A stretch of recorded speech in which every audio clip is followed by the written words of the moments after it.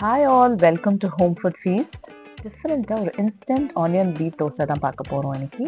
வீட்டில் தோசை மாவு தீர்ந்து போச்சா குயிக்கான ஒரு ஆனியன் வீட் தோசை செஞ்சு பாருங்கள். ஜஸ்ட் 15 to 20 minutes தான் ஆகும். ரொம்ப சூப்பர் டேஸ்டியாக இருக்கும். ரொம்ப டேஸ்டியாக சாஃப்ட் அண்ட் கிறிஸ்பியாகவும் இருக்கும். அது கூடவே ஒரு 5 minute டொமேட்டோ கார்லிக் சட்னி பார்க்கலாம் வாங்க.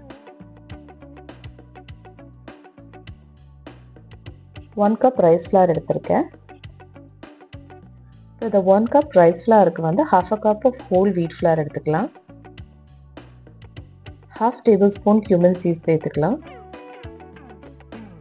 இப்போ நம்ம தண்ணி சேர்த்துக்கலாம். 2 கப்பு தண்ணி வந்து நான் சேர்க்க போகிறேன். இதை நல்லா மிக்ஸ் பண்ணிக்கோங்க. கண்டினியூஸாக நல்லா லம்ஸ் இல்லாமல் கலக்கி விட்டுக்கோங்க. கொஞ்சமாக தண்ணி சேர்த்துக்கிறேன். உங்கள் பேட்டரோட கன்சிஸ்டன்சி எப்படி இருக்குன்னு பார்த்துட்டு அதுக்கேற்ற மாதிரி நீங்கள் தண்ணி ஆட் பண்ணிக்கலாம். இது கன்சிஸ்டன்சி பார்த்தீங்கன்னா ரொம்ப திக்காகவும் இருக்கக்கூடாது, தண்ணியாகவும் இருக்கக்கூடாது. ஒரு கரெக்டான ஒரு நார்மல் ஃப்ளோயிங் கன்சிஸ்டன்சியாக இருக்கணும். இப்போ இதை 10 minutes நல்லா ரெஸ்ட் ஆகட்டும். இப்போ ஃபைனாக சாப் பண்ண ஒரு ஆனியன் வந்து சேர்த்துக்கலாம். ஒரு கேரட், கிரேட்டட் கேரட் வந்து சேர்த்துக்கலாம். 1/2 tablespoon ஜிஞ்சர் சாப் இல்லைனா கிரேட்டட் ஜிஞ்சர் எடுத்துக்கோங்க. அப்புறம் சில்லி ஃப்ளேக்ஸ் வந்து 1/2 tablespoon சேர்க்குறேன். க்ரீன் சில்லிஸ் கூட சாப் பண்ணி சேர்த்துக்கலாம். கிட்ஸ் கொடுக்குற மாதிரி இருந்தால் நீங்கள் அவாய்ட் பண்ணிக்கலாம். அப்புறம் கொஞ்சமாக வந்து கொரியாண்டர் லீவ்ஸ், கரி லீவ்ஸ் சாப் பண்ணி சேர்த்துருக்கேன். இது எல்லாத்தையும் மிக்ஸ் பண்ணிக்கலாம். 1/2 tablespoon பிங்க் ஹிமாலயன் சால்ட் சேர்க்குறேன். இதை நல்லா கலக்கி விட்டுக்கலாம். பாருங்கள், இதுதான் கரெக்டான கன்சிஸ்டன்சி. ஒரு அயன் தோசை பேன் எடுத்துக்கோங்க. அதை நல்லா ஹீட் பண்ணிவிட்டு கொஞ்சமாக ஆயில் விட்டு க்ரீஸ் பண்ணிக்கலாம். ஒரு 1 to 1.5 கரண்டி வீட் பேட்டர் எடுத்துகிட்டு இதில் ஊற்றிக்கோங்க. இதை அப்படியே ரவுண்ட் ஷேப்புக்கு ஸ்ப்ரெட் பண்ணி விட்டுக்கலாம்.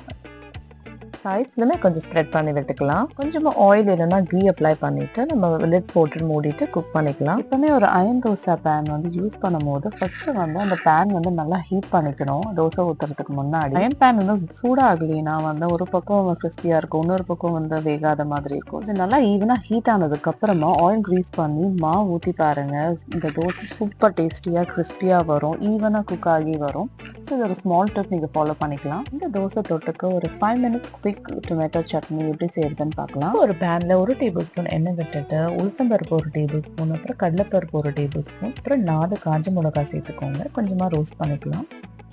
அப்புறமா பூண்டு வந்து ஒரு 5 to 6 பல்லு பூண்டு சாப் பண்ணி நான் சேர்த்துருக்கேன். அப்புறம் தக்காளி வந்து பார்த்தீங்கன்னா 3 தக்காளி நான் எடுத்துருக்கேன். பெருசாக இருந்தால் 3 எடுத்துக்கலாம், சின்னதாக இருந்தால் 4 சைஸ் டொமேட்டோ சேர்த்துக்கலாம்.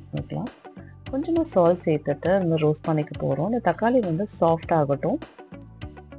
இது ரோஸ்ட் ஆகிடுச்சு. இப்போ இதை கொஞ்சம் ஆற விட்டுட்டு ஒரு பிளெண்டரில் வந்து மிக்ஸி ஜாரில் வந்து கொஞ்சமாக டேம்லெட் சேர்த்து இதை வந்து நம்ம அரைச்சிக்கலாம். தாளிப்புக்கு 1 tablespoon எண்ணெய், அப்புறம் கொஞ்சமாக கடுகு, கொஞ்சம் சீரகம், கரி லீஃப் போட்டுட்டு தாளிச்சிட்டு சட்னியில் சேர்த்துடலாம். அவ்வளோதான், 5 minutes சட்னி வந்து ரெடி ஆகிடுச்சு.